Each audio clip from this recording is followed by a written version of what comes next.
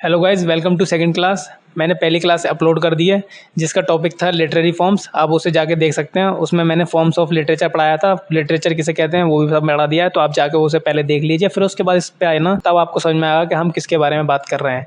ऐसे अलग अलग देखोगे तो समझ में नहीं आने वाला। तो स्टार्ट करते हैं हम सेकंड क्लास को, जिसका पहला हमारा टॉपिक रहेगा पोएट्री। पोएट्री होती क्या है, किसकी इसकी कैरेक्टरिस्टिक्स क्या है, कितने टाइप्स हैं, ये सारी चीज हम इस वीडियो में जानेंगे, इस क्लास के अंदर जानेंगे। तो जैसा कि इसमें लिखा हुआ है, written in lines and stanza. किसमें लिखी होती है पोएट्री? लाइन्स और स्टैंजा के अंदर लिखी हुई होती है। और उसमें क्या यूज करते हैं हम? राइम्स एंड इमेजरी को यूज करते हैं। क्या इमेजरी? इमेजरी क्या? इमेजिनेशन को यूज करते हैं। इमेजरी क्या? इमेजिनेशन, कल्पनाओं को यूज करते हैं। राइम्स का यूज करते हैं, रिदम होती है उसके अंदर। ये एक टाइप की क्या है? लिटरेचर की फॉर्म है। क्या है? एक फॉर्म है लिटरेचर की। क्या है? Form. Uses colourful and rhythmic language to evoke emotions, ideas and experiences. इसके अंदर हम कलरफुल और रिदमिक लैंग्वेज को यूज करते हैं जिससे कि इमोशंस को, आइडियाज को, एक्सपीरियंसेस को इवोक कर सके, बता सके, दिखा सके। Employs figurative language, imagery and other literary devices to convey meanings and create unique atmosphere. और हम इसके अंदर, इस पोइट्री के अंदर, पोइट्रियों के अंदर क्या यूज करते हैं? फिगरेटिव लैंग्वेज को यूज करते हैं। इमेजरी को अब मैंने समझाया था कि इमेजिनेशन, कल्पनाएं होती हैं। और अदर लिटरेरी डिवाइसेस को यूज करते हैं जिससे कि जो ऑथर है वो अपना भावार्थ, मीनिंग, अर्थ समझा सके, बता सके और क्या कर सके? एक यूनिक एटमोसफियर क्रिएट कर पाए। किसके? रीडर के माइंड में, जिससे कि वो उसे इंटरेस्ट आए उस पोइट्री को पढ़ने पे और उसे अच्छी तरीके से समझ पाए। तो कुछ पोइट्स हैं जिन्होंने पोइट्री के बारे में बताया कि पोइट्री क्या चीज है, डेफिनेशन दी है। तो पहले आते हैं हमारे वोल्टायर। वोल्टायर कहते हैं it is the language of soul.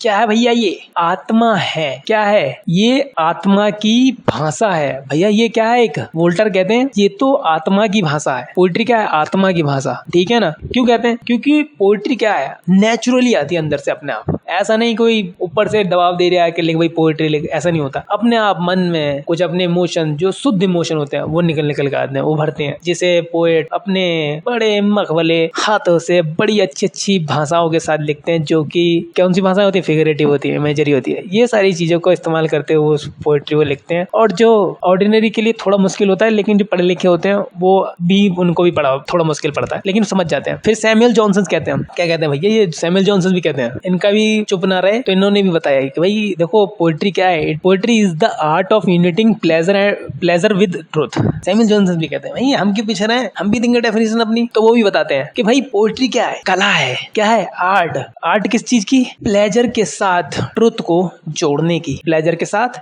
सत्य को जोड़ने की, यानी हमारे जो प्लेजर है, सच्चाइयाँ, उसके साथ जोड़ने की। क्योंकि जो पोइट्री होती है वो हमारे अंदर से निकलती है, अंदरूनी, तो वो सच्चाइयाँ होती हैं। तो किसके साथ जुड़ती हैं? हमारे प्लेजर के साथ। तो सैमुअल जॉनसन से ये बताया। फिर सैमुअल टेलर कॉलरिज।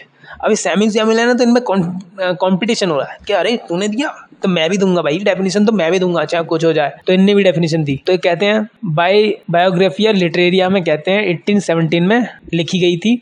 उसमें ये कहते हैं the union of pleasure and truth. क्या है भाई? ये एक गठजोड़ है, गठजोड़ नहीं कह सकते, संघ है। यूनियन का मतलब क्या होता है? संघ। किसका? प्लेजर और ट्रुथ का। A delightful recollection of the poet and a poet. Let me check. Sorry, ये पोएट नहीं है, ये यहाँ पे है पास्ट। ये क्या है? पास्ट है। ये क्या है? पास्ट। तो क्या है? A delightful recollection of the past and a prosperous hope for the future. ये क्या है? मन भावन पास्ट का रिकलेक्शन है। किसके साथ? मन भावन पास्ट का रिकलेक्शन है और जो हमारा आने वाला अच्छा शुभ भविष्य, उसका क्या है? रिकलेक्शन है। हम उनके बारे में सोचते हैं कि हमारा जो पास्ट बीता वो कितना मन भावन था, क्या क्या अच्छाइयाँ थी, और जो हमारी जो आशाएं हैं, जो फ्यूचर में होने वाला, उनके बारे में क्या अच्छी शुभ आशाएं हैं। फिर उसके बाद विलियम वर्ड्स भी चुप ना रहे। इनने कहा हम तो तुमसे बड़े वाले हैं, हम तो जरूर डेफिनेशन देंगे चाहे कुछ हो जाए।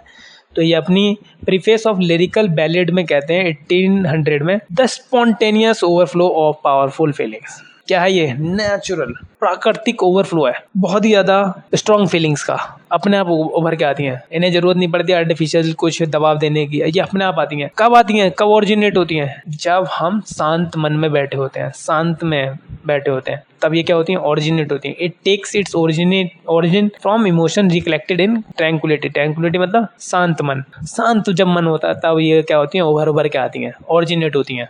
अब कैरेक्टरिस्टिक्स पढ़ते हैं अपनी पोएट्री के।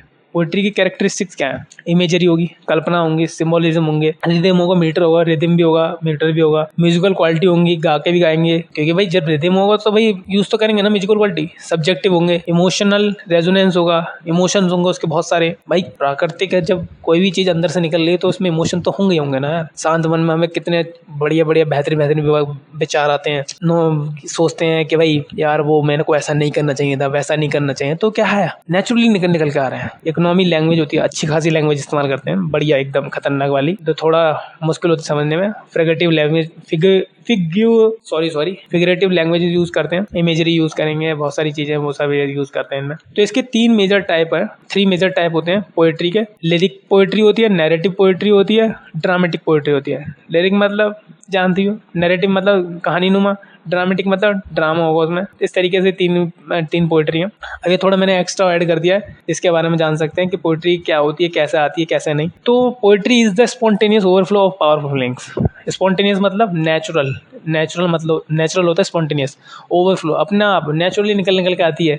और पोएट्री शुड कम नेचुरली, देखो जैसे ये लिखा है, नेचुरली फ्रॉम स्ट्रॉन्ग इमोशन के साथ निकल के आती है, नॉट फॉर आर्टिफिशियल रूल्स, ना कि कोई आर्टिफिशियल रूल्स के वजह निकल के आती है। कोई आर्टिफिशियल रूल लगाया कि अरे ऐसा कैसे सोचो, वैसा नहीं, कोई आर्टिफिशियल रूल नहीं होते हैं, ये अपने आप आती है भाई।